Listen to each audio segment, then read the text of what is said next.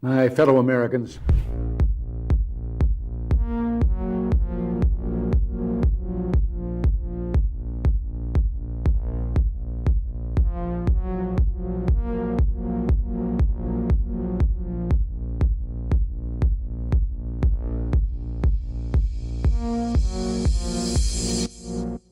You might be wondering, why in the world is there a 30-minute countdown before the show starts? Well, we actually start live every day at 4 p.m. Eastern time, so this whole 30-minute countdown is a chance for YouTube and Rumble to send out their alerts and notifications, so we encourage you to gather up and hang out with everyone in the chat room. So every day at 4 p.m. Eastern time is when we do this show live. You can join us for the countdown if you like, or just set your clock and reminder that at 4 p.m. Eastern is when we go live. You can also make sure you subscribe and turn on that bell notification, so hopefully you will get a notification. What do you have to say about dictators of countries like Indonesia, who we sell weapons to, yet they are slaughtering people in East Timor?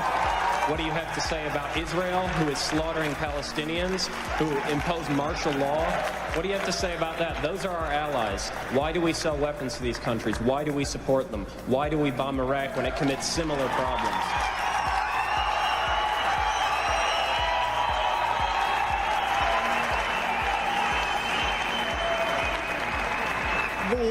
There are various examples of things that are not right in this world, and the United States is trying.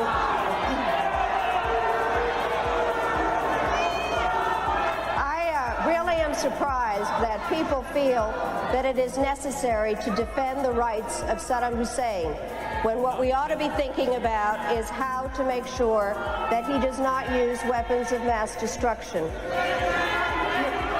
I'd like to... Who are shouting? Just a moment.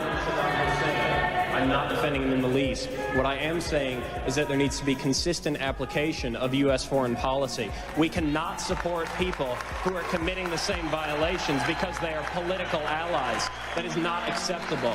We cannot violate UN resolutions when it is convenient to us. You're not answering my question, Madam Albright.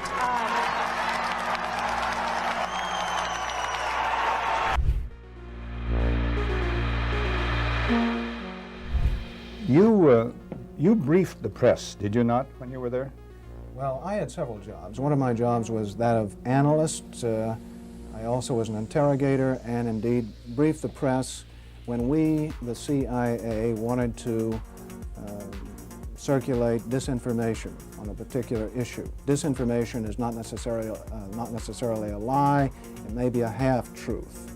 And we would pick out a journalist. I would go do the briefing and hope that he would put the information in print. What was your percentage of success? We were pretty successful in planning information of a rather rarefied nature. For instance, if we wanted to get across to the American public that the North Vietnamese were building up their force structure in South Vietnam, I would go to a journalist and advise him that in the past 6 months, X number of North Vietnamese forces had come down the Ho Chi Minh Trail system through southern Laos. Now, there is no way a journalist can check that information. That's data derived from radio intercepts, spy in the sky photography. So either he goes with the information or he doesn't, and ordinarily or usually, the journalist would go with it because it looked like some kind of exclusive. Go after these gentlemen. I would be directed to cultivate them, to spend time with them at the Caravel Hotel or the Continental Hotel, to socialize with them, and slowly but surely to try to gain their confidence by dolloping out valid information which was true. And then I would drop into a conversation the data that we wanted to get across, which might not be true. One piece of data, for instance, that we managed to plant in the New Yorker magazine had to do with a supposed North Vietnamese effort in 1973 to develop airfields along the border of South Vietnam. The reason we wanted to plant this information was that we were trying to persuade the U.S. Congress that Saigon should continue to get a great deal of aid, and that the North Vietnamese were the chief violators of the ceasefire accord. That was printed in the New Yorker magazine under the byline of Robert Chaplin, as indeed was a great deal of such information which we tried to circulate. Frank, a two-part question. What were the objectives of or what was the objective of the CIA? What about the moral implications of what you were doing in feeding disinformation? Did the objective override the moral implications, moral problems? Well, the objective of the agency in general is to generate intelligence and get it back to Washington, to get at the truth and make sure the policymakers understand it. When you plant disinformation, you are diverging from that objective, and I think probably in retrospect, it was very counterproductive. I am, as an ex-CIA agent, opposed to the disinformation activities in which I was involved. I admit that I was involved, and I think it served no useful purpose.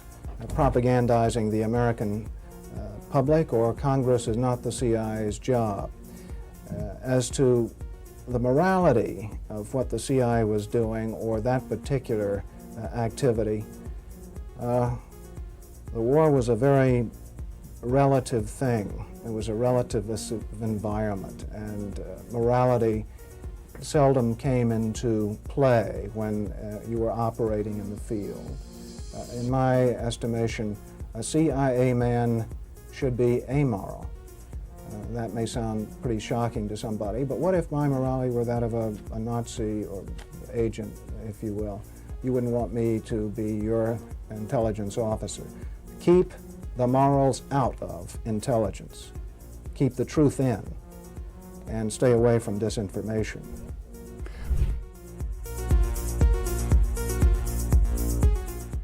It would have been more appropriate for Mr. Trudeau, Prime Minister of Canada, to address this House according to Article 144, an article which was specifically designed to debate violations of human rights, democracy, and the rule of law, which is clearly the case with Mr.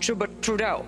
Then again, a Prime Minister who openly admires the Chinese basic dictatorship, who tramples on fundamental rights by persecuting and criminalizing his own citizens as terrorists just because they dared to stand up to his perverted concept of democracy, should not be allowed to speak in this House at all. Mr. Trudeau, you are a disgrace for any democracy. Please spare us your presence. Thank you.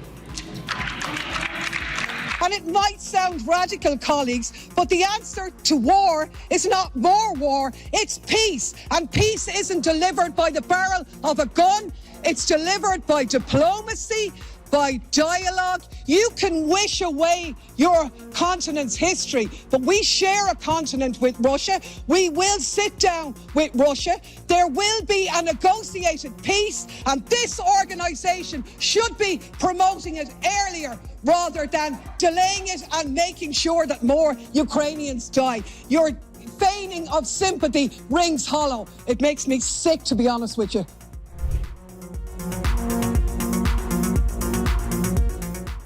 We become involved when disinformation poses a threat to the security of our country. It is when there's a connectivity to a threat to our country. It could be a threat, a connectivity to violence. And what this working group does, is precisely what I would think you would want it to do, which is to take a look at the work, the disinformation work that our department has done, and ask the following questions. Do we have policies? Do we have guardrails?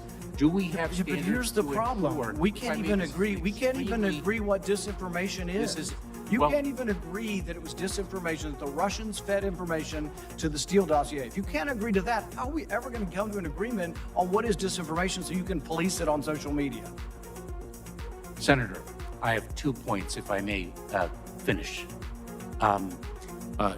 Number one, that what this office, what this working group does, because it's not an office, what this working group does is ensure that there are guardrails, definitions, standards to make sure that the free speech rights, the civil rights, civil liberties, and privacy rights of individuals So are do you not think impinged. do you think Number COVID one. do you think And number COVID two, do you think COVID if I may. do you think COVID disinformation threatens our national security? And number two, if I may, Senator, and number two, is it your proposition that when the cartels spread disinformation with respect to our immigration policies to try to lure vulnerable migrants to our border illegally? I think you've got no idea what disinformation is, and I don't think the government's capable of it. Do you know who the greatest propagator of disinformation in the history of the world is?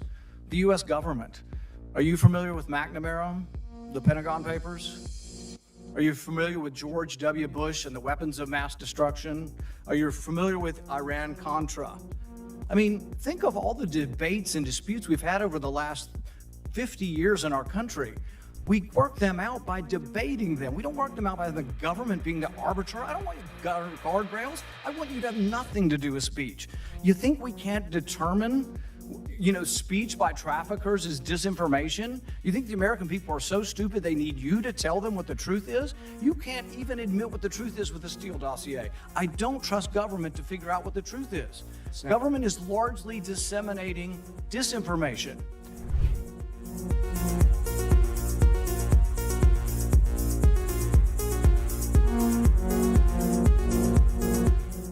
You would know this this is a bit of an aside, but in terms of how you think about problem sets, when I was a cadet, what's the cadet motto at West Point? You will not lie, cheat, or steal, or tolerate those who do. I was the CIA director. We lied, we cheated, we stole. It was like we had entire training courses. We had a good discussion on ensuring global energy security and adequate oil supplies to support global economic growth, and that will begin shortly. I'm doing all I can to increase the supply for the United States of America, which I expect to happen. The Saudis share that urgency, and based on our discussions today, I expect we'll see further steps in the coming weeks. Are you worried about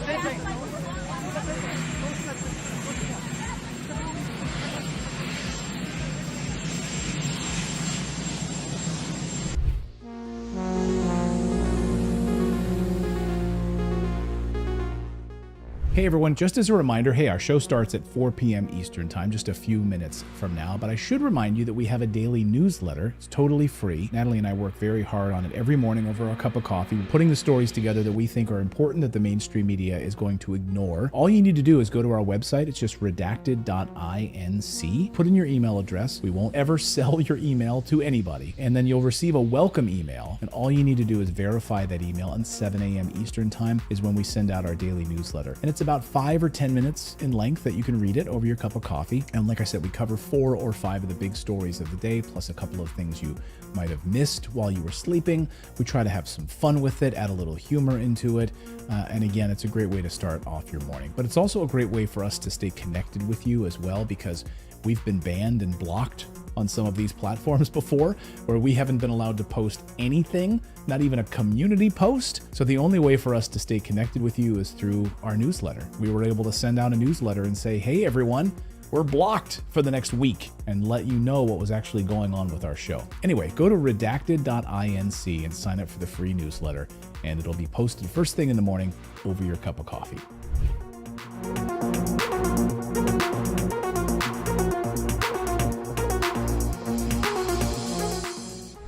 One of the hopeful things that I've discovered is that nearly every war that has started in the past 50 years has been a result of media lies.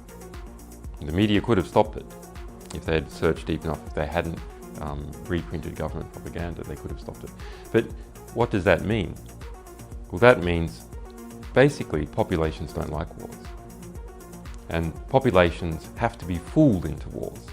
Populations don't willingly and with open eyes go into a war. So if we have a good media environment, then we'll also have a peaceful environment. You killed a million people in Iraq. That is a separate... You killed a million people in Iraq. It's incredible that you have the brass neck to be sitting here now urging another Iraq war George, after if what I you've was still already in done. Parliament,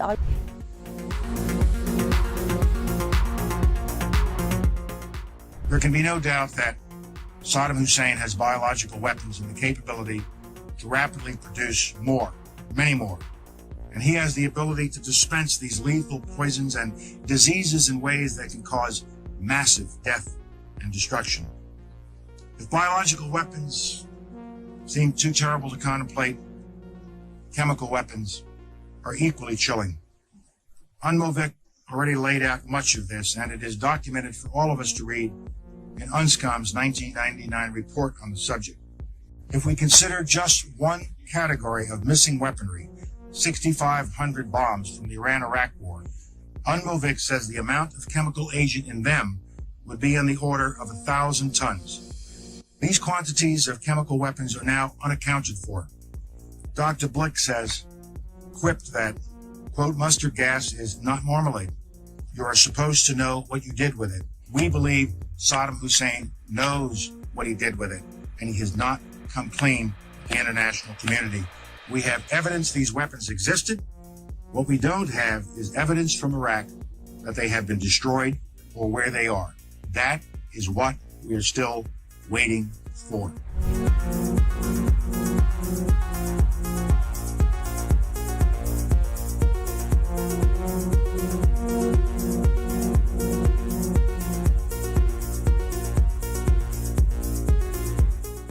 Okay, inspection worth doing, everybody's agreed it's worth doing, and it gets stopped. Yes, sir.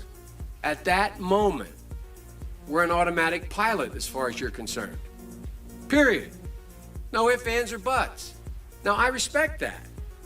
But now, it seems to me the Secretary of State might have a slightly different problem.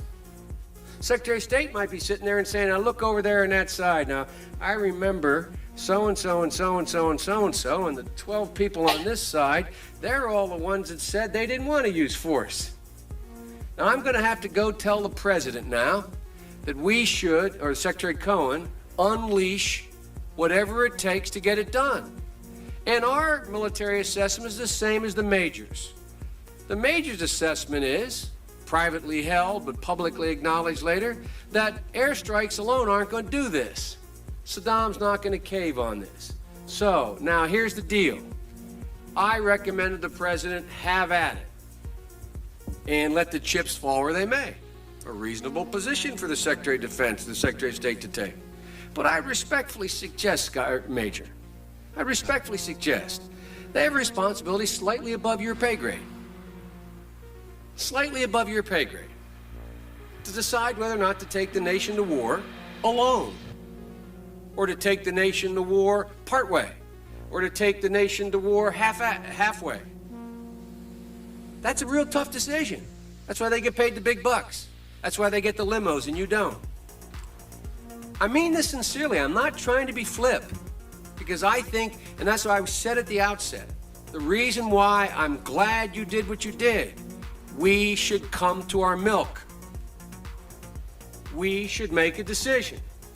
But in terms of whether the Secretary of State has no more to consider than you do as the arms inspector. You didn't get in, didn't get my job done, get me in.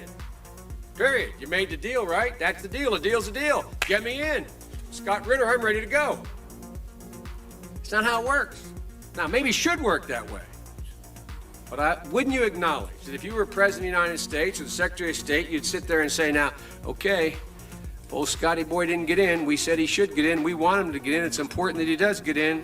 They're not going to let him in. So what are we going to do now? We know that France and Russia aren't going to be with us. We're quite confident China's not. We've already run those traps. They're not there. We're not sure where the United States Senate is, but have at it, boys. Go get them. And by the way, Scott and the boys say air power's not enough. I think it's a legitimate debate, Scott, Major. I think it's a legitimate debate. But I don't think we should be putting it in the context of, you have somebody up there at state saying, look, how can we weasel out of this agreement? We want to let this guy out there hanging. We're not this. It's a very practical political decision. Same kind of decision General Powell made. Same kind of decision President Bush made. Every president, every Secretary of State has to do it. Like I said, they get paid more than you. Their job's a hell of a lot more complicated than yours. They may have made the wrong decision, and you brought it to light. We should address it. We should say straight up where we are, and we should do it. And for that, I thank you. But it's above your pay grade.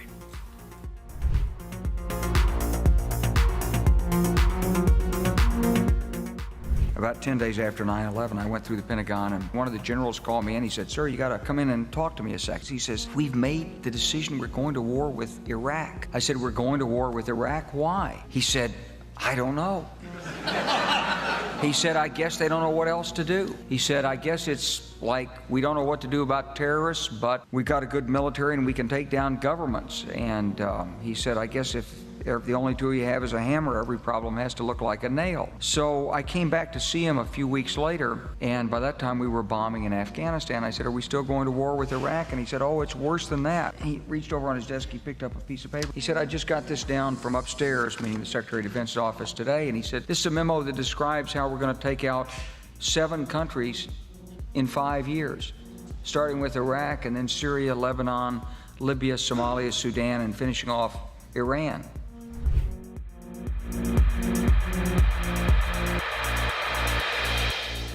Hey everyone, Clayton here. The show is going to start at 4 p.m. Eastern Time. I should remind you that we have a VIP community. It's our Redacted Rebel VIP community. Now, this show is totally free, what you're watching right now, right? You can subscribe here on YouTube and Rumble, totally free. But if you'd like to support independent journalism, we are run by you. Without you guys, we wouldn't be able to do this show. We wouldn't be able to hire the team that we have. We wouldn't be able to afford the servers that we have. We wouldn't be able to afford the reporters that we have, the team that we have. So you can support us by going to redacted.inc, and on the right side of your screen, you'll see a VIP community button.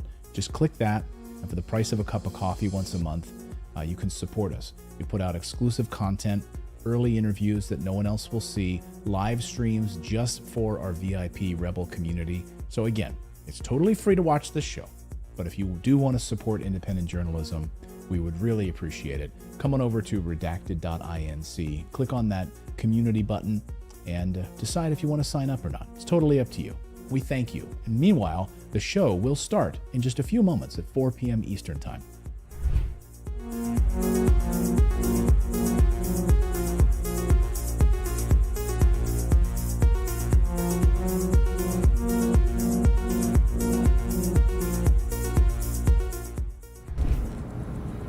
Well, one of the 4 principal functions of the CIA is to gather intelligence and ideally forward it to the president, the users of information, the policymakers, as they say. There are other functions, however, some of them more legitimate than others. One is to run secret wars, the covert action that's written and talked about so much, like what's happening in Nicaragua today from Honduras. Another thing is to disseminate propaganda to influence people's minds, and this is a major function of the CIA. And unfortunately, of course, it overlaps into the gathering of information.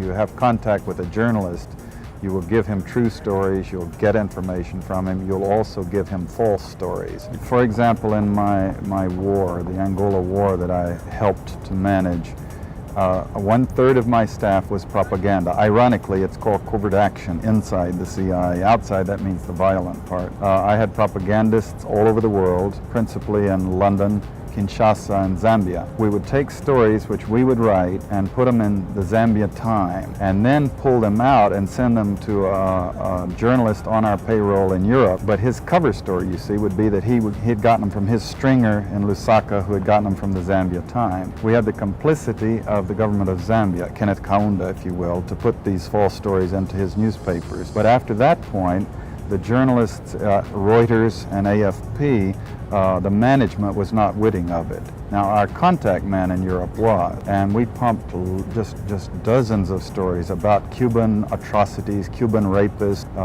In one case, we had the Cuban rapists caught and tried by the Ovimbundu maidens who had been their victims, and then we ran photographs that made almost every newspaper in the country of the Cubans being executed by the Ovimbundu women who supposedly had been their victims. But these were fake photos? Oh, absolutely. We didn't know of one single atrocity committed by the Cubans. It was pure, raw, false propaganda to create an illusion of communists, eating babies for breakfast and that sort of totally false propaganda.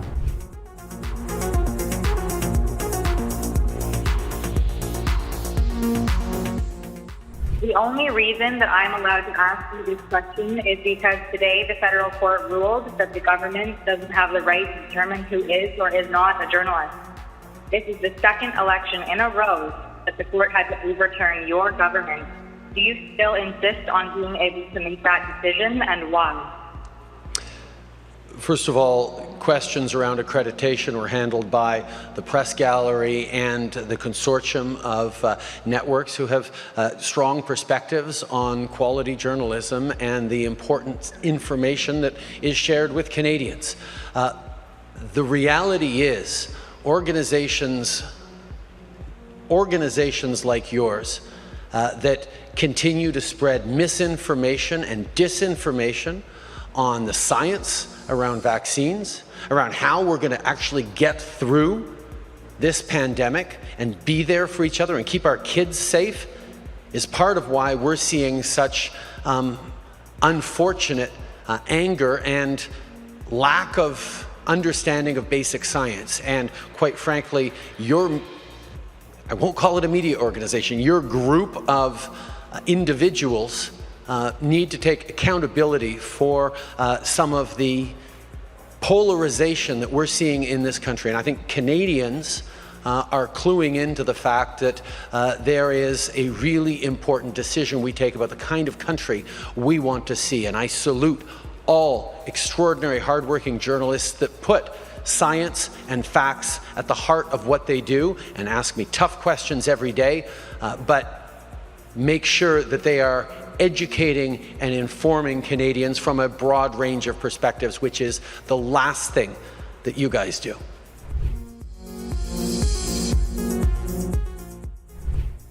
Whatever our hopes may be for the future, for reducing this threat or living with it, there is no escaping either the gravity or the totality of its challenge to our survival and to our security. A challenge that confronts us in unaccustomed ways in every sphere of human activity. This deadly challenge imposes upon our society two requirements of direct concern, both to the press and to the President. Two requirements that may seem almost contradictory in tone, but which must be reconciled and fulfilled if we are to meet this national peril. I refer first to the need for far greater public information, and second, to the need for far greater official secrecy. The very word secrecy is repugnant in a free and open society, and we are, as a people, inherently and historically opposed to secret societies, to secret oaths, and to secret proceedings. We decided long ago that the dangers of excessive and unwarranted concealment of pertinent facts far outweighed the dangers which are cited to justify it. Even today, there is little value in opposing the threat of a closed society by imitating its arbitrary restrictions. Even today, there is little value in ensuring the survival of our nation if our traditions do not survive with it. And there is very grave danger that an announced need for increased security will be seized upon by those anxious to expand its meaning to the very limits of official censorship and concealment. That I do not intend to permit to the extent that it's in my control. And no official of my administration, whether his rank is high or low, civilian or military, should interpret my words here tonight as an excuse to censor the news, to stifle dissent, to cover up our mistakes, or to withhold from the press and the public the facts they deserve to know.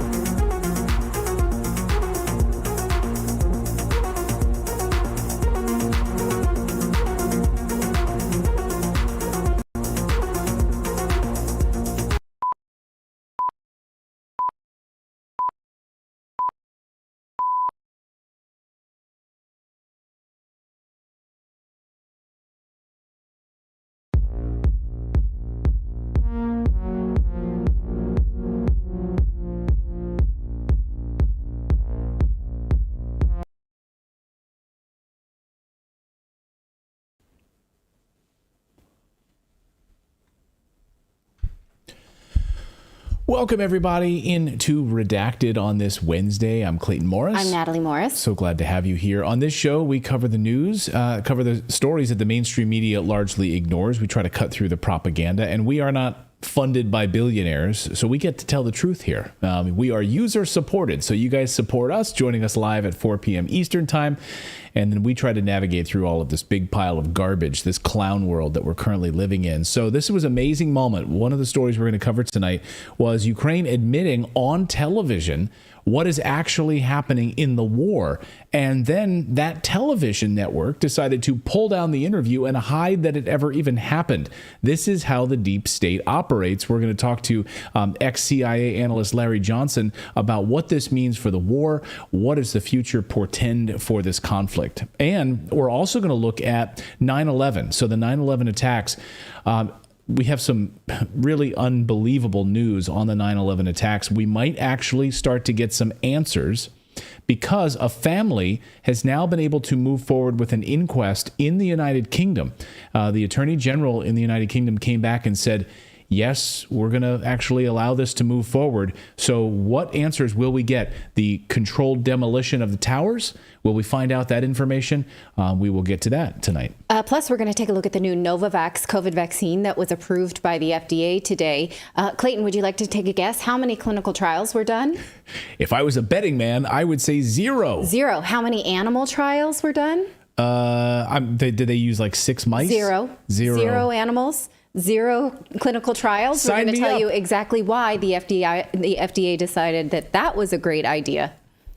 And also, we've got a very special guest. Dr. William Mackis is going to be joining us from Canada on some unbelievable news as it relates to turbo cancers. But for that story, a little bit later in the show, we're going to have to move exclusively to Rumble because YouTube will not allow us to cover that story here on the show. Oh, and we also are going to talk about, that's not in the rundown, net neutrality as well is back, you guys. Yeah. Democrats all of a sudden decided that they are for free speech. It's an amazing flip-flop. We're going to talk about that coming to an arguing Democrat near you. All of that and more as Redacted starts right now.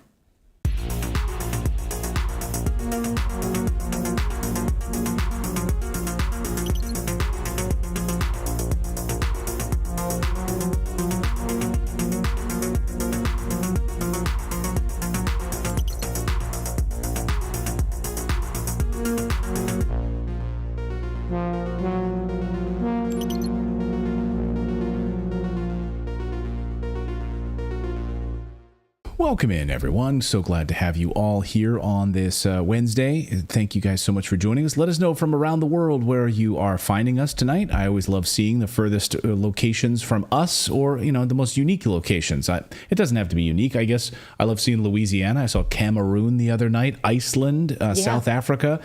So great to see all of you. Everywhere is exotic in its own way. Yeah. And by the way, we're not going to be live tomorrow night. We have the day off tomorrow, but so we'll be doing a little bit of traveling. But so it'd be great to see if anyone sees us in airports and so forth. Please say hello. We always love seeing you guys. Yeah, tap us on the shoulder. That's right. Say hello. Punch us in the nuts.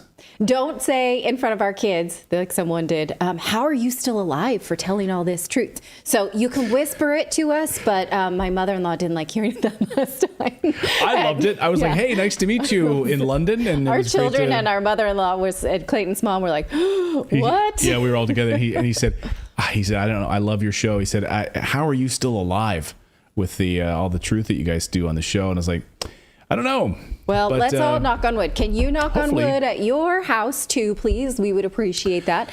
In the meantime, we're going to tell you a different place that you can find us. You can find the newsletter that we do every day, Monday through Thursday, the same days that this show comes out. And it is a compendium to this very show. So it has a lot of the same stories that we do in this show, but it's in written form. It's also a great place for you to find the links to those stories and read those things for yourself so that you can see whether or not you agree on our take. I love to hear when you do or when you don't, when people write me about the newsletter. So put in your email address, just authenticate with the email that we send you saying, yes, I meant to sign up for this. And then you are a Redacted Rebel. It's a totally free subscription. Free newsletter, free subscription. All you have to do is just open it up and enjoy. And again, you can find it free at redacted.inc. Again, it's our beloved newsletter. We have no people that write it with us. It's just Clayton and I. So again, it's redacted.inc. We're getting some unbelievable admissions now in the war in Ukraine.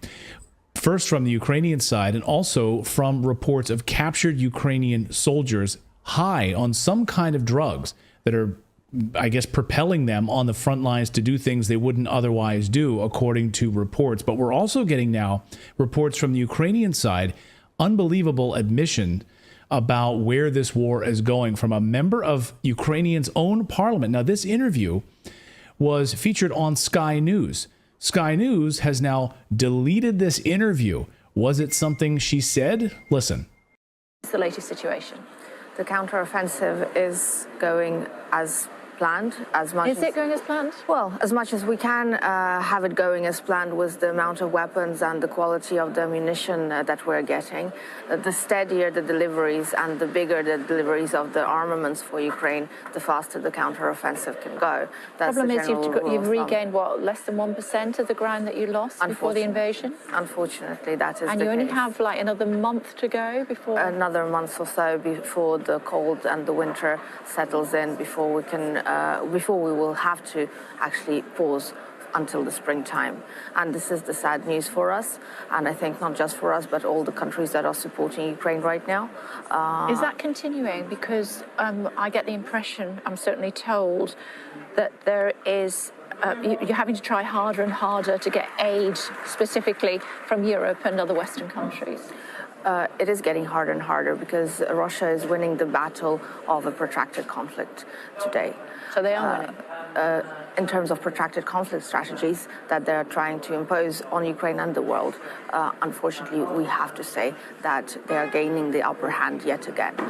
They have done this back in 2014. The lessons weren't learned. The aid was being delivered too slowly and at a non-stable rate, and this is the results that we are getting. I am a firm believer that Russia could have been stopped with their escalation of the aggression in February 2022, when Ukraine was asking for weapons through January, through October, November, December 2021, but was not being taken seriously, and when the offer on the table for us Ukrainians was to surrender to Putin's demands.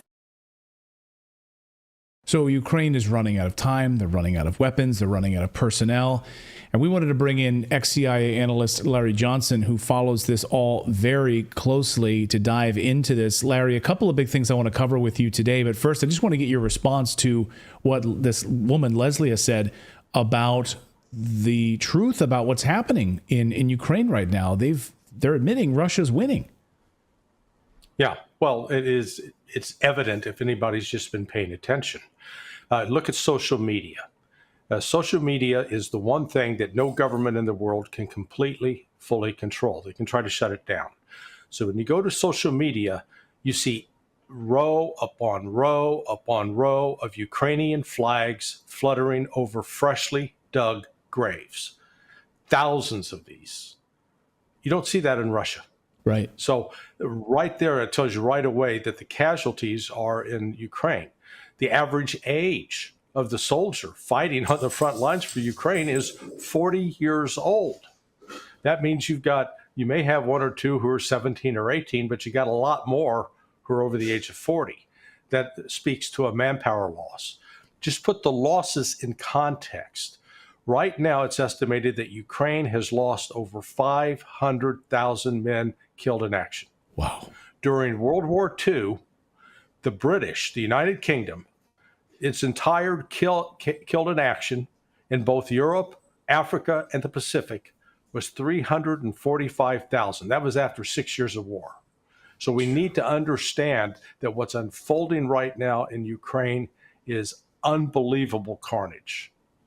And the winter approaching. She admits that only a few weeks left, of course, until the cold weather, the immobilization of these troops, and basically admitting whatever sort of counteroffensive they had, they haven't really gained anything at all. In fact, it's been maybe inches here and there, and over close to 100,000 killed now just in this counteroffensive. Yeah. What people didn't understand is that the defensive lines that Surovikin erected a year ago, they were not designed like the Alamo, where you stand and fight and, Jim Bowie laying on his bed, throwing a Bowie knife as he's getting killed. Right. They are designed to be flexible. So when they come in, they bend, and then the Ukrainians go into what's called a salient, and then they get attacked from the side, and they're forced back out. So think of it more like a rubber band. But the truth of the matter is, and it was even reported by the New York Times, is that total land captured, Russia's captured far more than Ukraine. But this isn't about capturing land. It's about the question of, do you have a force that is trained, that you can sustain in the field, and that has a good logistics flow to it? And that's what's breaking down on the Ukrainian side. They're utterly dependent upon money from the West and weapons from the West. And in the last 2 or 3 days, we've had the British even admit, hey, we've run out. We don't have any more to send. Right. This is a big revelation from the British side. We don't have any weapons to send, and frankly, we're out of money to send. And according to Ben Wallace, a former UK defense secretary, he says Zelensky must start mobilizing young Ukrainians more. So now you've exhausted just about everything. Now let's start going into the youngest of the young and throwing them onto the front lines. And as you've been reporting on your Telegram and on your website, the countless number of young Ukrainian men in the funeral processions that you're not seeing in Western coverage. I mean, open caskets of Ukrainian soldiers, weeping mothers, weeping wives, people lining the streets as caskets are being brought down the Ukrainian streets, and you're not going to see that on CNN. Right. Yeah, and it's what it's doing to the Ukrainian population. Look back again at World War II as a benchmark, as a reference point. The United States lost 472,000 killed in action in the Pacific and Europe and Africa. And we had a population then of about 160 million. Here's Ukraine, whose population right now in country is estimated to be around 25 million. And they've lost more people, more men than either the United States or Britain did during World War II. So this is approaching sort of, it's reminiscent more of the Chaco War back in Paraguay, where you lost an entire generation of men. And it's going to depopulate Ukraine. There will be nobody to have children. There will be no fathers.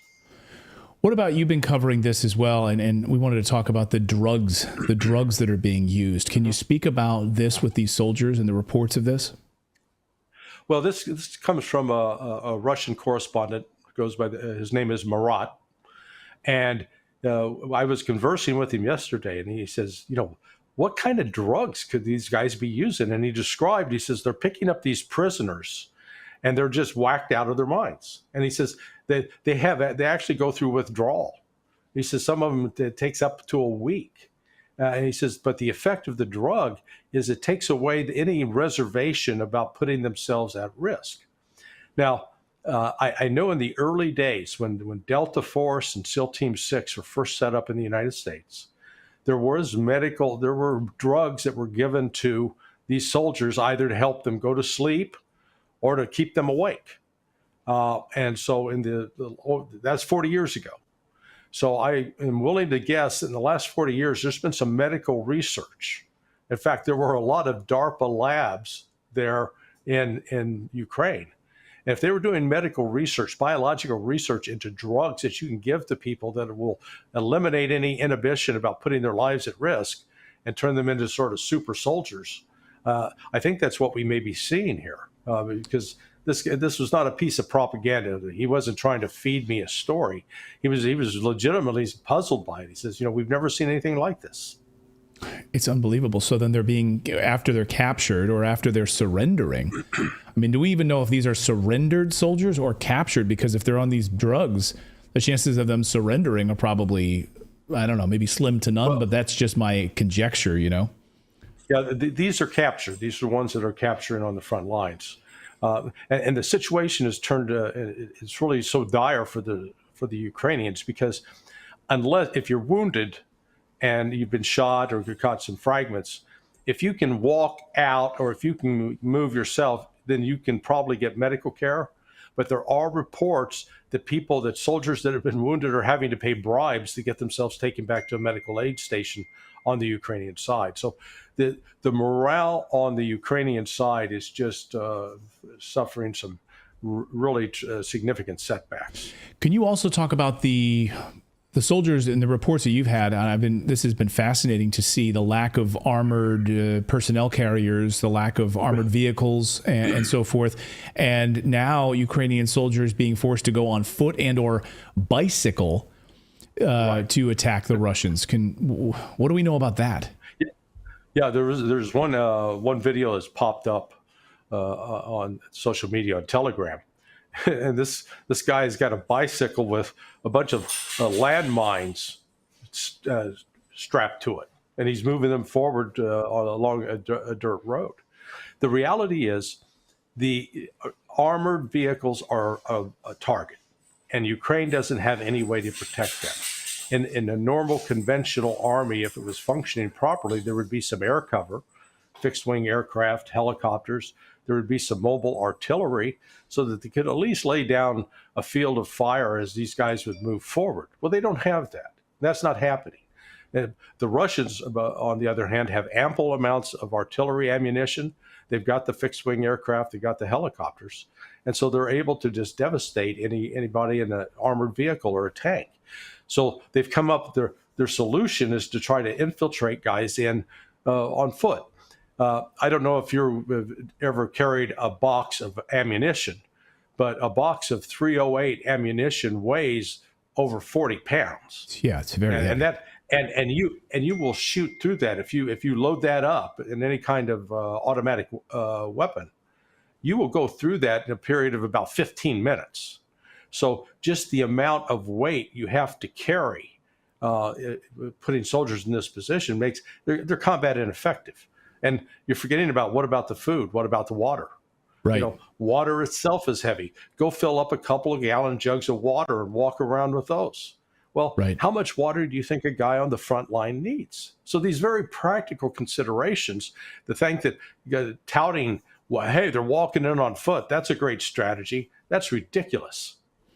Well, one of the things that famously U.S. Grant became president of the United States, General Ulysses S. Grant, during the Civil War, was famous for was making sure that everyone had provisions and everything was fully stocked, and making sure that reinforcements were there, and all of the army will break down and collapse without the water, without the food, without the provisions, without the ammunition, without all of those things. It may seem, to other people's minds, secondary to the fighting, but in fact, it is the most important part of the fighting. Yeah. And in fact, go back to World War II. One of the signs of the collapse of Germany was you saw German soldiers in horse carts. So they were driving horses to pull artillery pieces. They didn't have the fuel to run the vehicles. So that's a sign of collapse. It's a sign of this thing is going to come to an end, and it may come to a very rapid end, just like what we saw in Afghanistan. Remember, we were promised that the Afghan army was going to fight on for years, and they were the best in the area, and then boom, overnight, they were gone in a week. So that I actually think that is a possibility here with respect to Ukraine. What are your intelligence sources telling you as it relates to this back and forth right now? It sounds like we're seeing a couple of media reports. We've seen a couple of mainstream media reports that are showing some negativity towards Ukraine. Politico releasing that leaked State Department memo showing the corruption, the State Department admitting to the massive amount of corruption inside of Ukraine, and a couple of other odd-timed mainstream media pieces about Ukraine being corrupt, about them, their offensive collapsing. And then, of course, we have this turnover in Congress right now with funding going into Ukraine, the British saying they have no more weapons. It all smells funny to me. But I'm not I'm not an ex-CIA analyst. So on the outside, Larry, what's going on here? There's a brawl underway. There's a big fight. So when I first got into the CIA and we first held clearances and started seeing classified information, I quickly discovered that when you've got a policy issue that everybody agrees on, there are never any leaks. That it's kept close, tight. The leaks come when there is fighting between people with different points of view about what's going on. And so when you see and so this leak out of State Department is significant as well, because that is so damning in terms of the corruption argument, because it feeds into what many Republicans have been arguing, that there is no financial controls over the aid that's being sent to Ukraine. And it's being siphoned off. I mean, 60 Minutes reported on that a year ago, and then took down the report or edited it out to make sure they could cover that up. So when you see these kinds of leaks, it's a sign that the unity that was once there in the U.S. government no longer exists, and it's only going to get worse. It's not going to get better. Fascinating. Larry Johnson, always great to see you. Encourage everyone to read. Can you tell everyone your website and where people can go to read more about your daily coverage? Sure. My primary site is sonar21.com, sonar21.com. That's right. And Larry was telling me before you and I were texting a little bit earlier about like the amount of people who've been really coming and reading your site. So the traffic, I think people are really seeking the truth there, which is amazing. So keep up the amazing work. As always, Larry, great to see you. Really appreciate it. Thanks, Clayton. Thanks, Larry. It's a somber truth. Yeah, that's really great. Thanks, Larry. Appreciate it.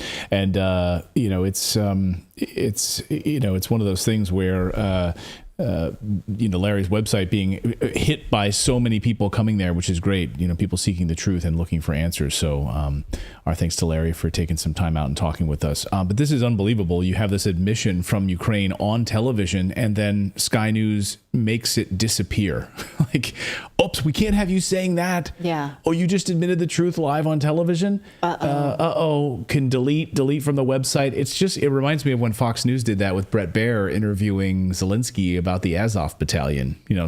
Good luck finding those clips. Yeah. Thank God to social media for saving those things. But yeah, good luck finding that on Fox's website.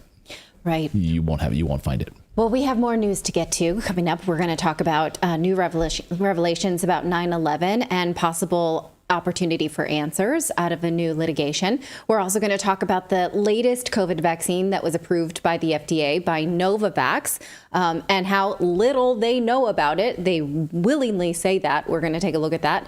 Plus, net neutrality is back as a debate we are going to have. It is much different now than it was during the Obama years, because I'm just going to give away the lead a little bit. It's a government power grab for censorship.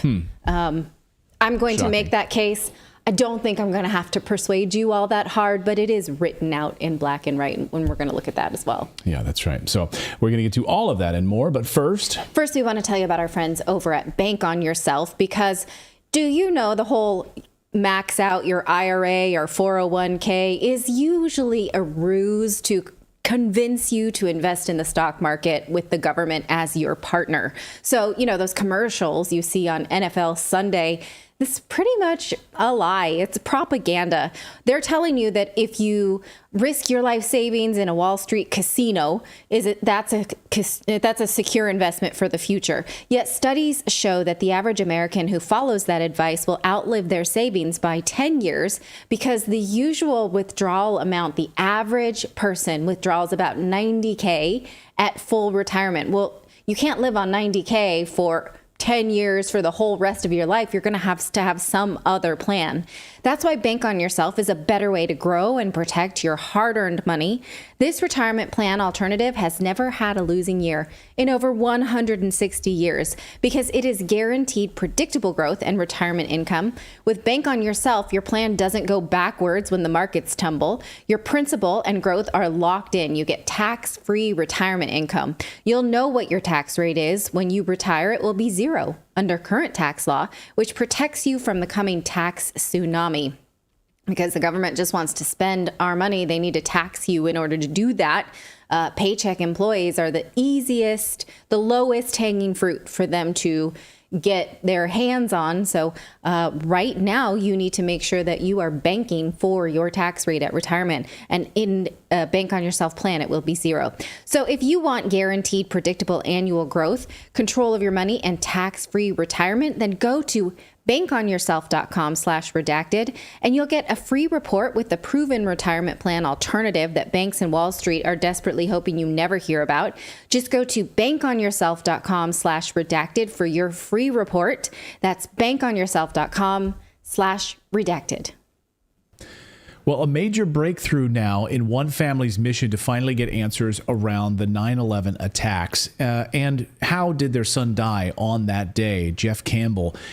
Did jets really bring down the Twin Towers, or was it a controlled demolition, as the evidence seemed to suggest, including eyewitness accounts of what happened on that day?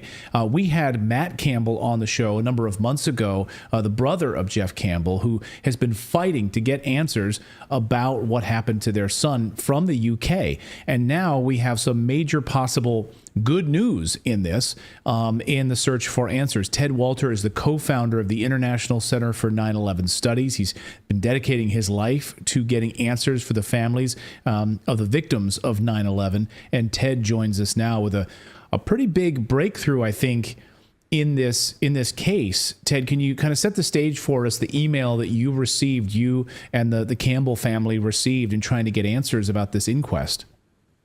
Yeah, thanks so much for having me, Clayton. So last Friday, a week and a half ago, the family and their barrister, Nick Stanage, received an email from the Attorney General's office. Now, this is the Attorney General for England and Wales, so it's pretty much the equivalent to our Attorney General. And the email was basically notifying them that the Attorney General was withdrawing the decision that the Attorney General had issued a few months ago in late June to deny the family their application, seeking the authority from the Attorney General to apply to the High Court for a fresh inquest. So there's a few hoops that the family has to jump through to get their new inquest, but essentially the Attorney General said no back in June.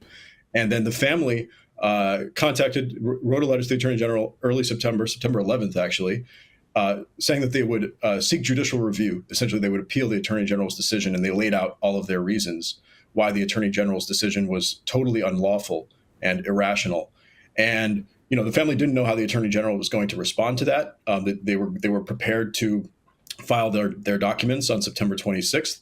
And just a couple of days before that, the Attorney General responded withdrawing the decision. So it's almost the only better outcome that could have occurred at this juncture was for the Attorney General to completely change the decision. The Attorney General has done almost that. They've withdrawn the decision to deny the application, and they've said that a new decision will be coming in due course. And we anticipate, we're very confident that the new decision is going to be positive because there's no reasonable grounds upon which to deny the application. So the inquest, at the heart of the inquest, is trying to get answers about how their son died. Now, as part of the UK government, if sadly pieces of the body are recovered and sent back to the UK, under the government, under the law, the family has a right to seek an inquest as to how that person died. And it's amazing we really haven't had the equivalency in the United States, right? I mean, this could be our one big chance to find out exactly how he died that day and whether or not jets were responsible or whether or not there was a controlled demolition of those towers. Absolutely. And I have to give the UK judicial system some credit for having this function of having an inquest anytime there's an unnatural death. It's not a civil case. It's not a criminal case. It's a separate legal process where a coroner, who is a judicial officer, establishes the cause of death. Now, the family and 9 other victims, Jeff Campbell and 9 other victims, there were inquests held for them back in 2013, all as one.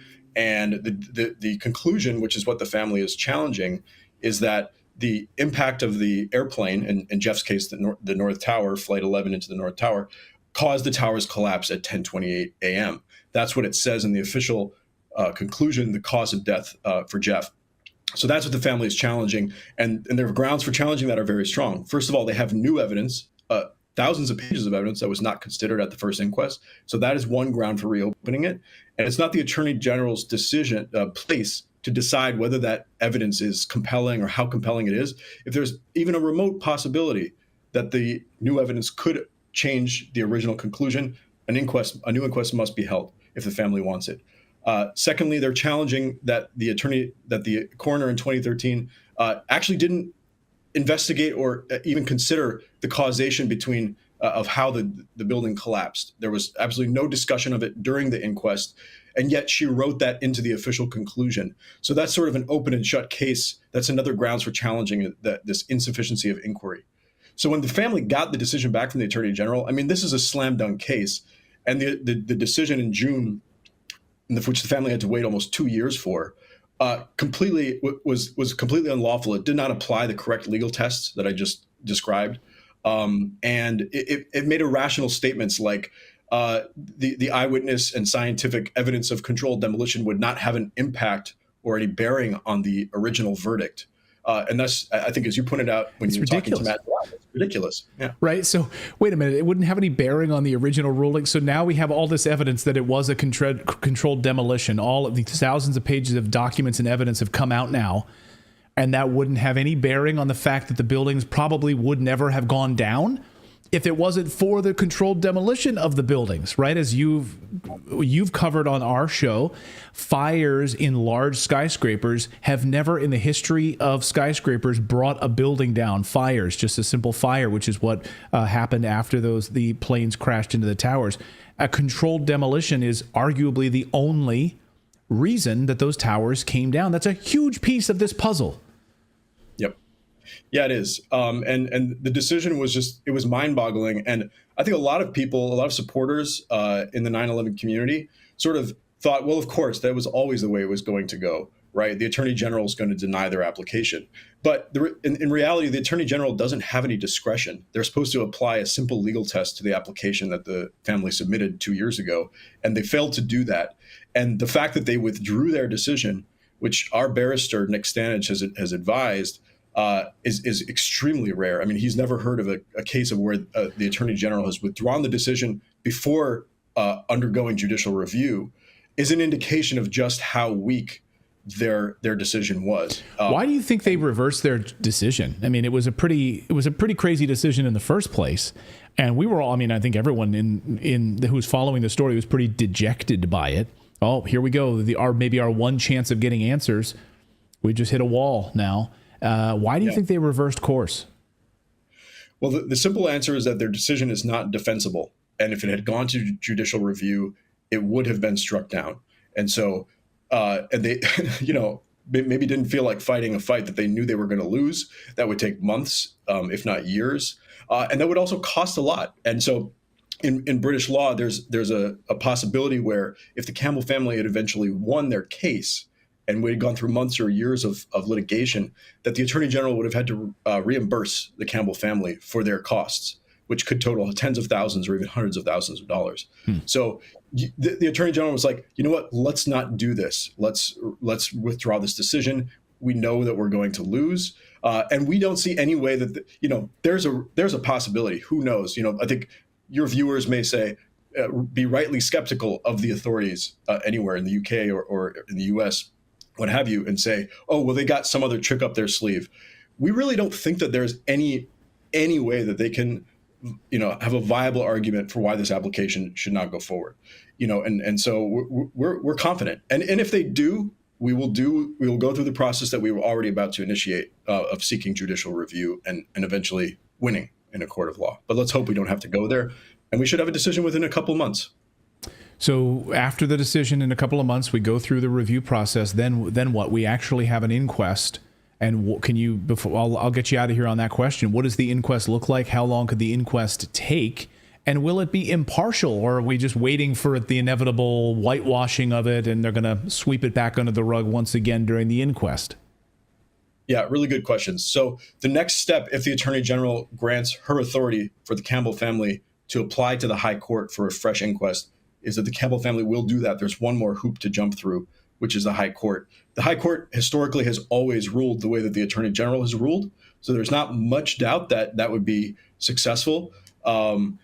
And then once the High Court grants the fresh inquest and quashes the original one, it'll probably be about a year before the inquest gets started. And this inquest would be held by the West London coroner, the West London Coroner's Court. Our barrister advises that it would probably take 2 to 4 weeks, the actual process of the inquest.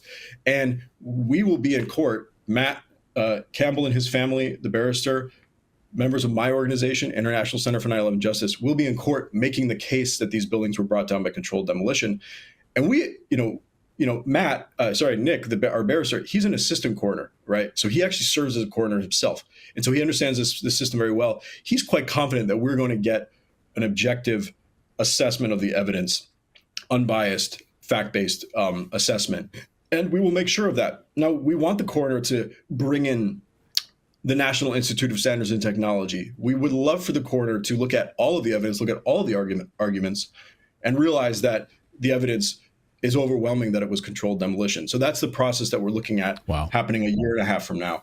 And this is going to be huge headlines if it happens. Like inquests are widely reported in the UK. In any inquest on any sort of, notable case is widely reported on.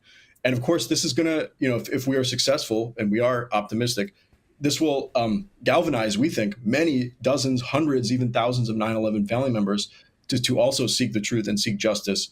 And it really could be a turning point. Yeah, I think that's the understatement of the year. This could make headlines. Yes, yeah. If the inquest allows that evidence to come forward to show that this was a controlled demolition, and I mean, it's a game changer. I mean, everything that people think they know about the 9/11 attacks is going to be turned on its head. And I would encourage our audience to go and watch our deep dive interview on the controlled demolition piece of this. We didn't spend a lot of time on it today because you and I have sat down and done nearly an hour-long interview about the specifics of the controlled demolition. So we'll link that up in the description below. People can go and check and watch that whole interview. Also, my interview with Kevin Ryan, where we detailed how the hijackers were clearly not responsible for bringing those planes down, and that's equally compelling. So the work that you're doing, shining a light on this, is second to none. So Ted, thank you so much for this. Thank you for the big update, and we are hopeful that maybe we'll get some answers. Thank you so much, Ted. Thank you, Clayton. Really appreciate it. Yeah, you bet, Ted. Thank you. And again, thanks to the team there at the Center for 9/11 Studies, basically diving into this and really shining a light on it. And so thank you so many of you who watched our documentary, also our interview with Kevin Ryan. I encourage all of you to watch that over the past few days, where we went and did a deep dive on the hijackers and how there's really no possible way that they could have actually carried out the takeover of those airplanes. So dive into that interview with Kevin Ryan. Amazing stuff here. So thank you guys so much for allowing us to shine a light on the 9/11 attacks, because I think it's time. It's time. Yeah. Well, we have a lot more stories to get to. And also, I'd like to point out a chat that we just saw. Do you want to highlight this? Yeah, viewer? so Jeff Costello, thank you for this kind chat here in YouTube. Jeff says, from Wilmington, North Carolina, he says, I ran into a Redacted fan at a local grocery store. She saw my Redacted t-shirt and she stopped me to say hello and make sure the Redacted on my shirt was Natalie and Clayton's show. And that's so awesome. I love that. I'm tickled pink by that. Thank you for sharing that. Two fans viewers in the wild. 2 viewers running into the grocery store. That's awesome. Yeah. I wish I was there too. More of you out there. That'd be amazing. Can you imagine turning off CNN, turning off Fox News, and turning to independent media? That's amazing. So thank you, Jeff. And thanks to the lady that said hello to you. All right. Well, we're going to talk about COVID vaccines and the latest FDA approval. They are based on, I can't even say smoke and mirrors, but you decide for yourself. We're going to go through that. We're also going to talk about this new debate on net neutrality, how it is yet another government power grab. And we're going to have a guest telling us about recent upticks in turbo cancers. And you can take a guess why you think that is, but listen to the expert. We're going to bring you that on Rumble only. So those 2 data points, the fact that it'll be on Rumble only, may give you a clue. And it's but don't jump to conclusions. And Dr. William Mackis is going to be joining us from Canada. So it's this is the first time that Dr. Mackis is going to be joining us here on the show. Of course, the mainstream media has attacked him, tried to fact check him, but he's not giving up. He's doing amazing work. So he's going to be joining us in just a little bit here on the show. But first, we want to tell you about our friends over at Moomoo. It's our favorite trading platform, and you can get up to 16 free stocks right now just by signing up using our link right there on your screen. If you go to redacted.inc/Moomoo, you can get up to 16 free stocks just for opening your account and making your initial deposits in the account. And they're giving away a free Tesla stock or a free Google stock, depending. You get one of the other along with your other free stocks. Even if you never do anything else with this account, you just open it, you get those free stocks, you can let them grow. Each of these stocks is worth like hundreds of dollars. So you just let them grow in the account. You could then sell them for cash if you need it. Just let them sit there, treat it like a savings account. Again, you don't have to invest in other things, but just use it. But I love using it. I use it every day. I use Moomoo every day. And now they've opened in Australia and Canada. And to our Australian viewers, you're going to get some nice bonuses when you use that link as well. You'll get some nice sign-up bonuses just for welcoming you to Australia on using the Moomoo app. And Canada, again, now open as well. So Moomoo is very, very simple. It has 0 commission trades. And the app looks amazing on every platform from iOS to Android to Windows and Mac. Moomoo can help you trade with its advanced tools like their stock screeners, their earnings calendars. No matter what your skill level is, you'll find fantastic tools that can help you trade. And inside the Moomoo app, they even have like a university structure. So you can actually take some classes and learn about how to trade, learn about different commodities, how the different markets work. I personally invest in a lot of different mineral stocks and commodity stocks like oil and uranium and things like that. You can do all of that right inside of Moomoo. So redacted.inc/Moomoo is the place to go to get those free stocks. Redacted.inc/Moomoo. All right, well, we now have a buffet of COVID vaccines to choose from based on this latest FDA approval. It's the non-mRNA COVID vaccine from Novavax, and they have approved it for anyone over the age of 12 or 12 and older. Did they run clinical trials? They did not. Did they run trials on animals like last year's COVID vaccines? No. They say that they approved this based on previous safety and effectiveness data. That's not even a clinical trial. That's not even what this is. It's just that they looked at the previous round of Novavax and said, this one's probably the same.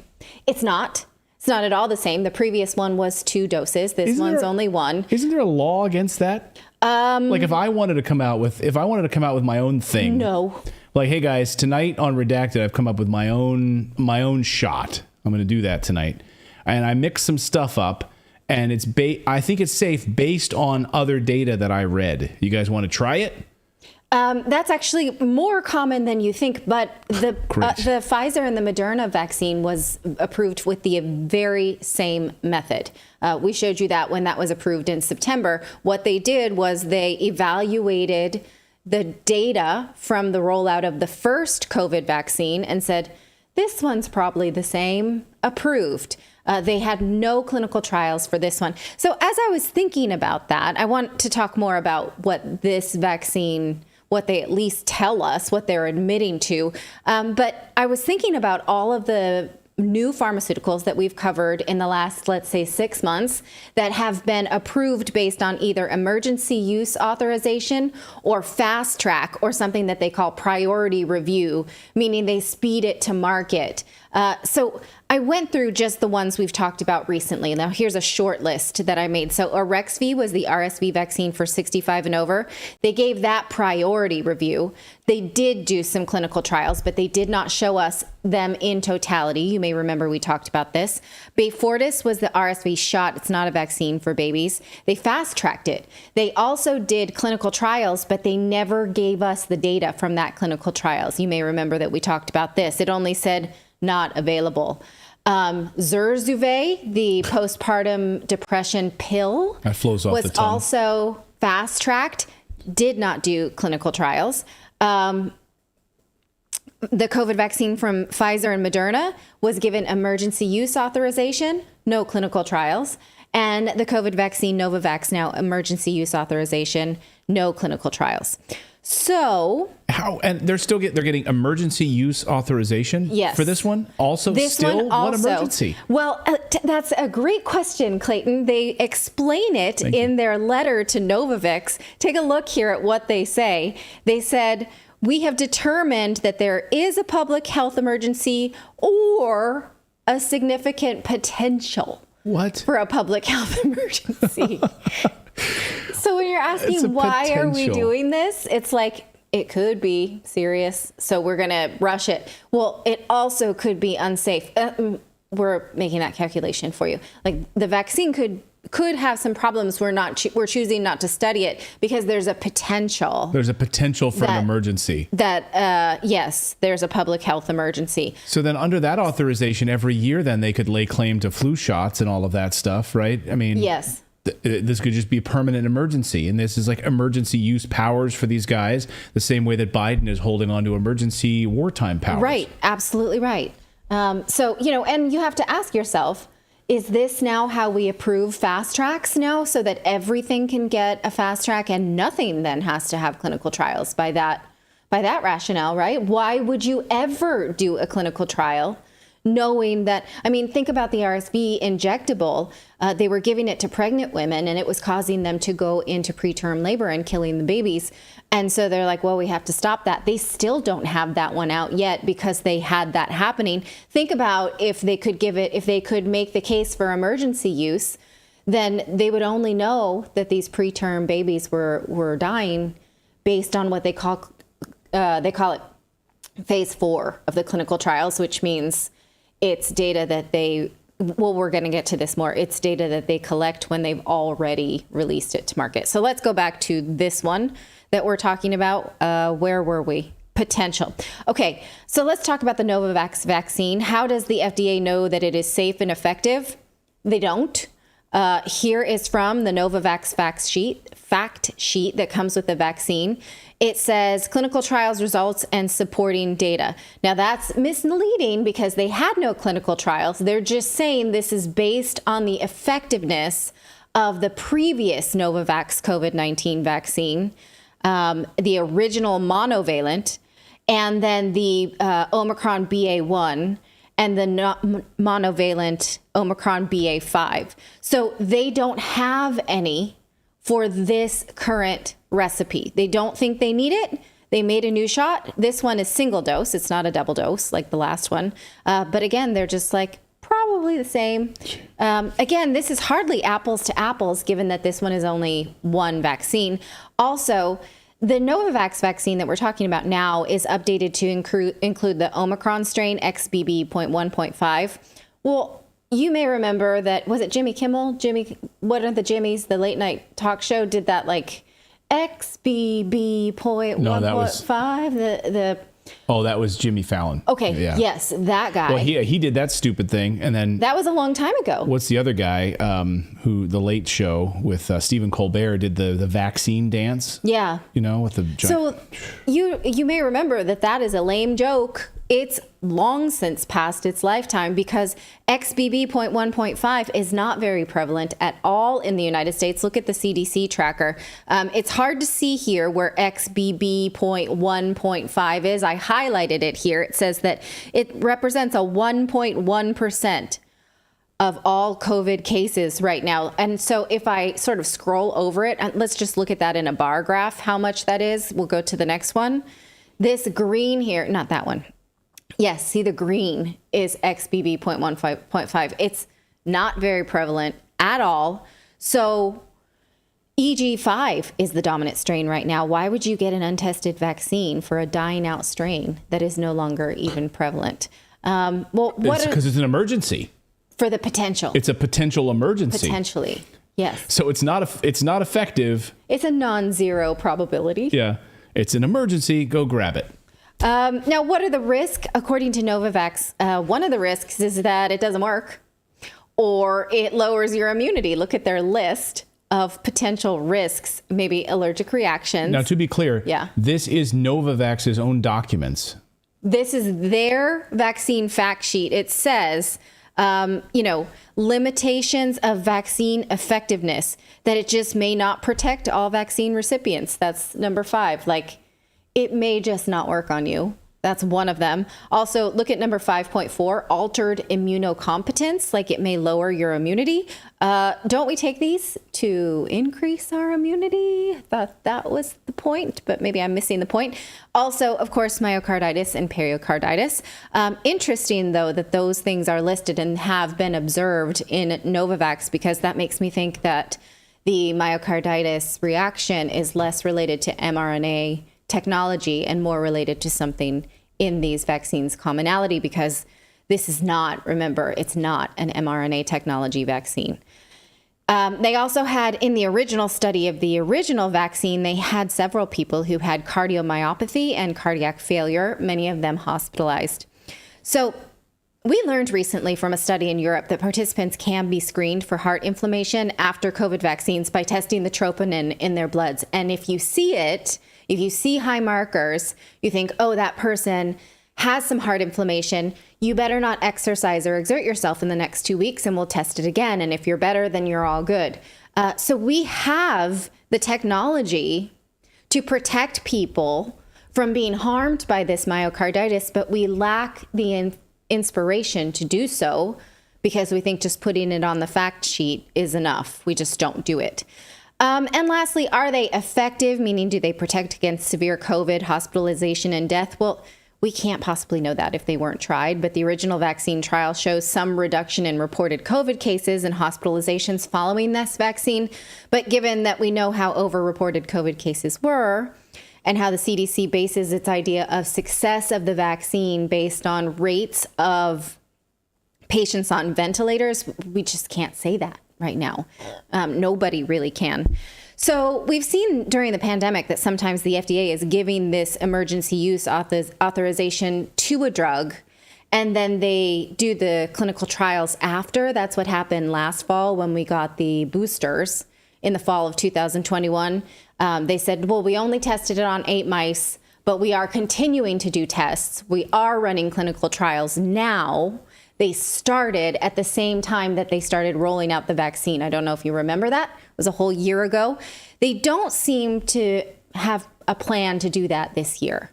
But what they will do, because it's required by law, is phase 4 or post-marketing trials. What that means is they study and collect adverse events as it's rolled out, because the vaccine makers are required to collect and report that data. Doctors are not. The whole adverse events, it's a bit of a sham, but at least the pharmaceuticals are required to report that. So basically, that means you, if you take this, are the first clinical trial. So if you go and take it, you should at least have this informed consent that this has not been tested on anybody. I am the clinical trial. So if you take it, you should know that, right? Right. The CDC has already recommended this Novavax vaccine. They did it when they recommended the Pfizer and Moderna vaccine last month, but they're going to sort of update their recommendation so it goes into the schedule and taxpayers will pay for it on the federal government. Novavax says they have 6 million doses ready to ship. So sign me up. Based on all of that data, let us know what you think. You are still at a free will to choose. And are we? That's what we get. In some places. Some people in some places. I have seen vaccine mandates come back in certain universities as well. Well, in Canada, we know that there absolutely are mandates for doctors. And so in British Columbia specifically, doctors who are being forced to take it and they're going to be moving or they have to do it. Otherwise, they're going to lose their medical license, actually. Unbelievable. Let us know your thoughts on that in the comments below. Again, Dr. Makis is going to be joining us here in a few minutes. And for that, we're going to have to go exclusively over to Rumble because we won't be able to talk about it here on this platform. The conversation will be censored, so we won't be able to do it. We do have a Rumble channel, and it is youtube.com. Excuse me, it's not. It's rumble.com is where we go. Rumble.com/redacted is where we're going to be doing that segment a little bit later in the show. But we're still on YouTube for now because our next segment we can at least be here. I think. I guess we'll see. Find out if we can be or not. We'll try to get there in a second.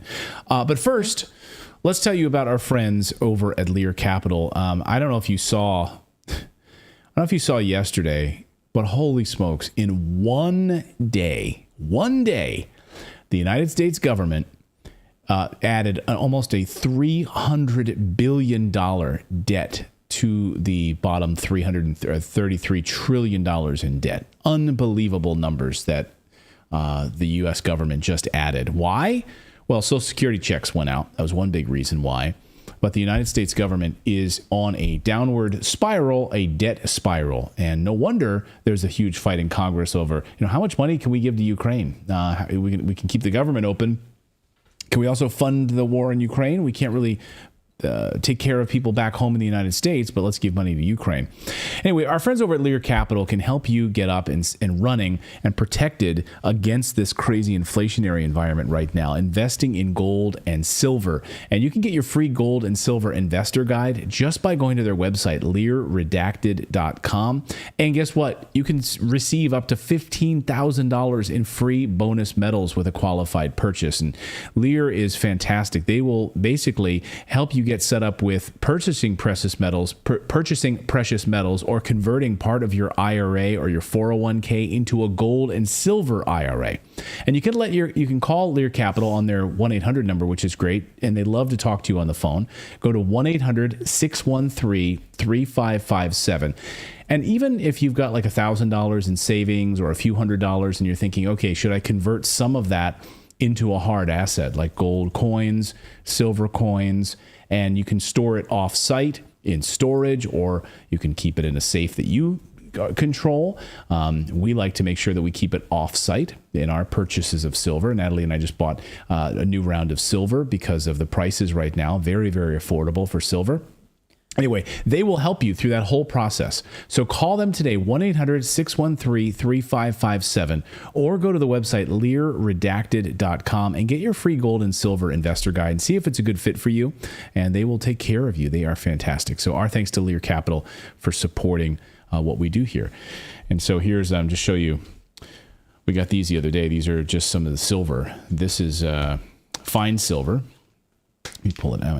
Of here and get here. Take this camera here. My camera, if you would, Grim. It doesn't just come out of there so easily, Scrooge McDuck. No, it's like, I don't swim in it like Scrooge McDuck, but this is pretty darn heavy. So this is one of the silver bars that you could get, and this is one of the gold coins. This is 1 ounce. This is 1 ounce of fine gold. 1 ounce of fine gold that you can get shipped right to you.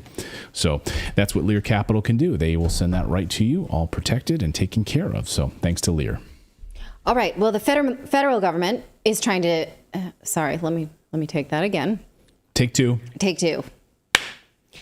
The federal government is trying an old trick to regulate the internet called net neutrality. Remember this? It's bring it back. 2015. Bring it back. They say it's because they want free speech and fairness on the internet. That's a good joke, isn't it? Since when does the federal government want free speech and fairness on the internet? They don't want that, really. It's a power grab using an old trick. It's an old dog and an old trick. So we're not going to fall for it. Let's talk about it.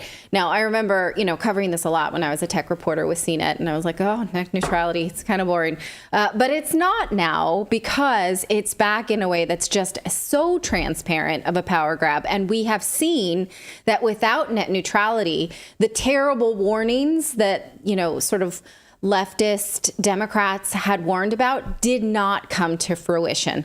So quickly, net neutrality is the notion that the FCC can create laws that would prevent internet service providers, or ISPs, from prioritizing, slowing down, or blocking content online. Now, keep that word blocking in mind. This was an Obama-era law, and it was struck down during the Trump administration. California, incidentally, tried to put it back just in California, and that also was struck down in the courts. Net neutrality is kind of a double negative concept. It's preventing ISPs from changing the speed that they deliver different data to you, different websites. Now, why, you may ask yourself, would the federal government try this again right now? Is it because they've been told that they can no longer censor speech on the internet? That might be it. Is it because they're taking it to the Supreme Court, the fact that they're told that they can't censor social media? So this is it's a workaround, right? And so if they can't censor you, then you can tell the FCC to punish companies that are getting you that information. So Google would be told, hey, don't get those YouTube videos that we don't like to people in a quick manner. Throttle that redacted, because we don't like what they're saying, right? And Google would sort of understand in an implied consent what they had to do.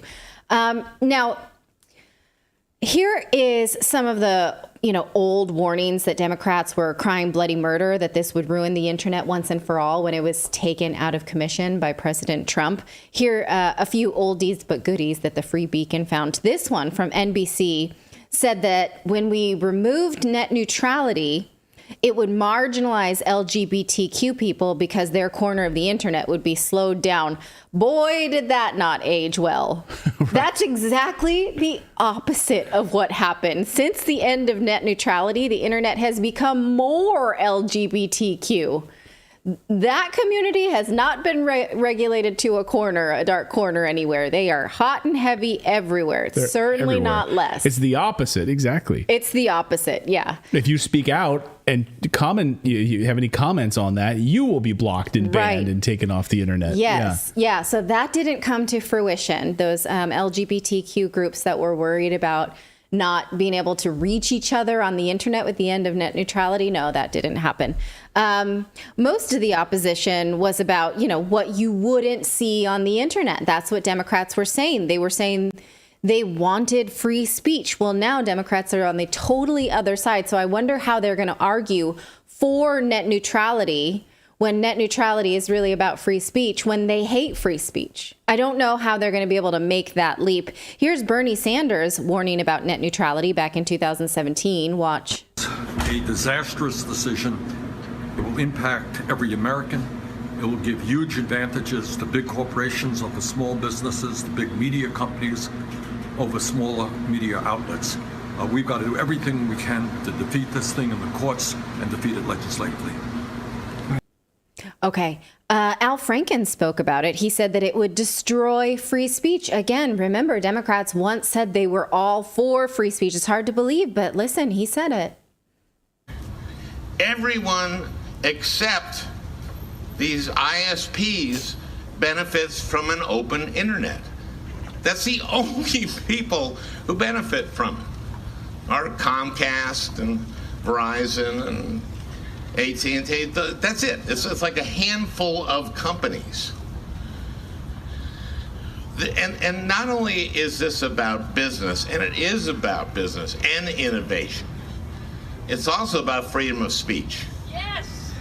Yes! Ooh, yeah. Remember, they used to like that. Yeah, let's hear it. Because of net neutrality, we're free to yell like that. No, that's not true. I overclaimed for net neutrality just at that moment. But everyone can see it online because of net neutrality, us yelling for freedom of speech. This means that Fox News and the New York Times and your political blog posts travel at the same speed.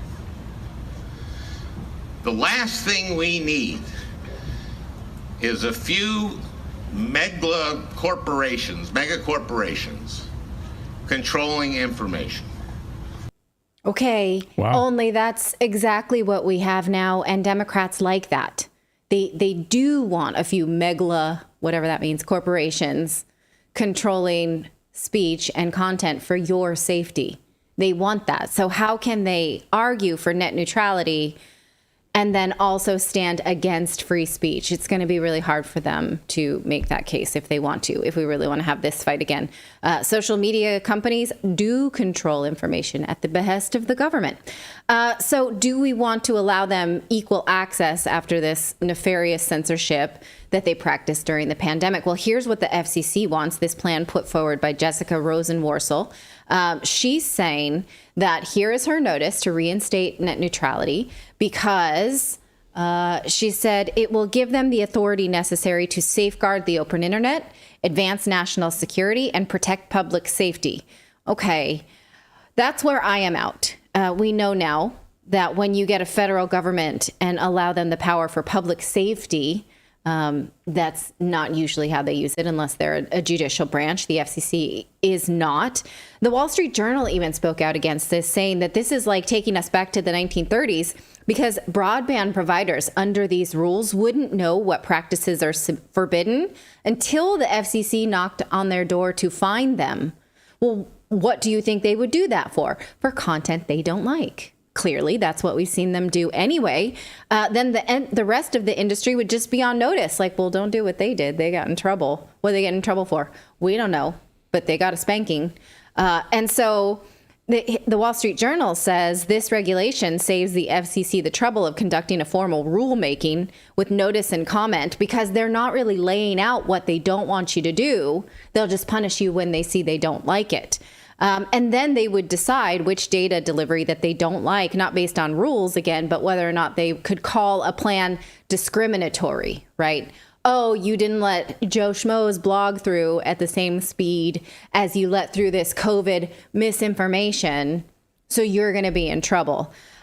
Here is what the Wall Street Journal concludes. Why is Ms. Rosenworcel still trying to take us back to the 1930s? Because it means more government control over the airwaves. Simple as that. Well, duh. They have been told by a judge, the federal government, that they can't censor. They've been caught censoring.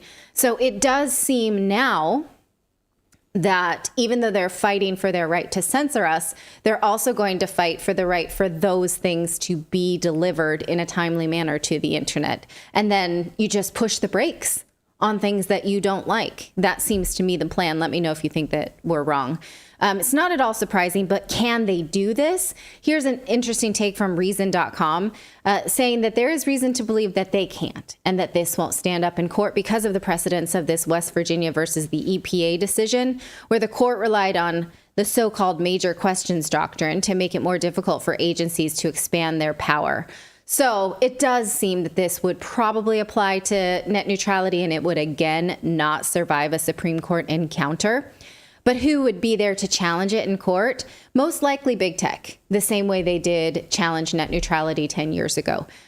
So we may see another fight and we'll see how they argue it, right? It's interesting. It's interesting because, like I said, if you are the kind of person who consumes things that the government doesn't want you to consume, you may not get free access to those things in the future if the FCC gets this power grab. Interesting. Is it? Yeah, it is. I mean, well, it's amazing that they're bringing it back again. This is the United States' move towards, Online Safety Act, Online Censorship Act. We're seeing it in the UK. We're seeing it in Germany. We're seeing it in Canada. So this is the U.S. version brought back to life once again by the FCC. Yes. Try it again. See if it'll work. All right. Let us know what you think of that. Yeah, we've got more news to get to. In a moment, we are going to be heading over to Rumble because we cannot do this next story here on YouTube. It will be censored and we cannot do it. Absolutely cannot do it. They will shut us down for even talking about it. So we can't do it. So our channel over there is rumble.com/redacted. That's where we are going to go. You guys can choose to do whatever you like, but we've got tens of thousands of people watching us live right now over there, so it's totally up to you what you'd like to do. But first, hey, we got our store up and running. Grim was able to add a whole bunch of our new designs to our storefront. If you go to redactedstore.com and check out everything that we've got up there. Now, we don't have the new videos here to show you on this page at the moment, but mark my words, when you go to redactedstore.com, you're going to see a whole slew of brand new merch, all there in time for the fall and holiday season. Very, very exciting. We've got a whole bunch of our new shirts. What is the passive aggressive, what is it called? Non-pacifist peace. You don't even know what it is. It's your phrase. I know. The non-pacifist peace extremists? Non-pacifist peace extremists. Non-pacifist peace extremist. Non-pacifist peace extremist. I like passive aggressive. I want to go in just as passive aggressive. But anyway, that's your MO, not you'll mine. find those shirts over there as well. We love it because it's the most ridiculous name in the world, the non-pacifist peace extremist. It's not ridiculous. It is ridiculous. It's a bullseye. It's amazing. But anyway, that's there. You can go there now and check it out. All of the new merch. If you want to support independent journalism, and again, we do not mark the prices up at all beyond what the cost of them to print and get them out the door. We just make very, very little on these, so we try to keep the costs really, really low. But if you want to support our show and keep the lights on here, you can do that. Plus, you can wear some of your cool merch out and about. That gray hat on the bottom of your screen is my favorite dog walking hat, my redacted hat. So go there. Redactedstore.com is the place to go. Redactedstore.com. Is the mainstream medical community ignoring